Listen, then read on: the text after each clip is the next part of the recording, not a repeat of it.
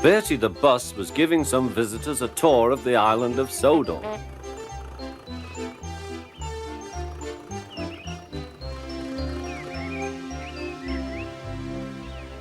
It was their last afternoon, and Edward was preparing to take them to meet Bill and Ben. He found it hard to start the heavy train. "Did you see him straining?" asked Henry. "Positively painful," remarked James.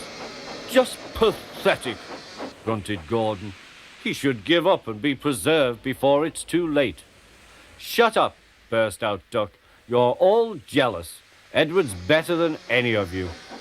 "You're right, Duck," said Boko.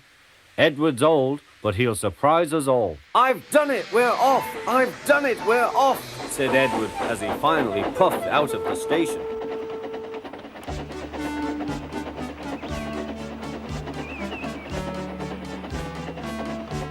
Bill and Ben were delighted to see the visitors. They loved being photographed.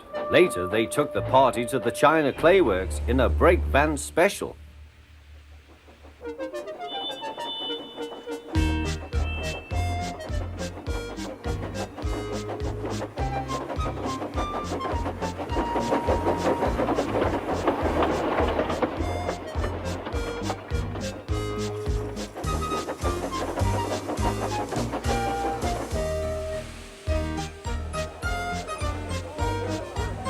Everyone had a splendid time, and the visitors were most impressed.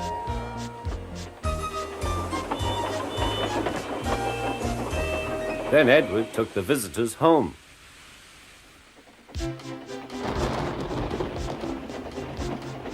On the way, the weather changed. Wind and rain buffeted Edward. His sanding gear failed, and his fireman rode in front, dropping sand on the rails by hand. Suddenly, Edward's wheels slipped fiercely. With a shrieking crack, something broke. The crew inspected the damage. Repairs took some time. "One of your crank pins broke, Edward," said his driver. "We've taken your side rods off. Now you're like an old-fashioned engine. Can you get these people home? They must start back tonight." "I'll try, sir," promised Edward. Edward puffed and pulled his hardest, but his wheels kept slipping and he could not start the heavy train. The passengers were anxious. Driver, fireman, and guard went along the train, making adjustments between the coaches. "We've loosened the couplings, Edward. Now you can pick your coaches up one by one, just as you do with trucks." "That will be much easier," said Edward. "Come on," he puffed, and moved cautiously forward. The first coach moving helped to start the second, and the second helped the third.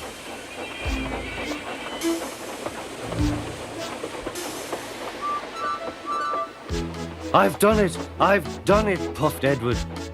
"Steady, boy," warned his driver. "Well done, boy. You've got them! You've got them!" And he listened happily to Edward's steady beat as he forged slowly but surely ahead. At last, battered, weary, but unbeaten, Edward steamed in. Henry was waiting for the visitors with the special train. "Peep, peep!"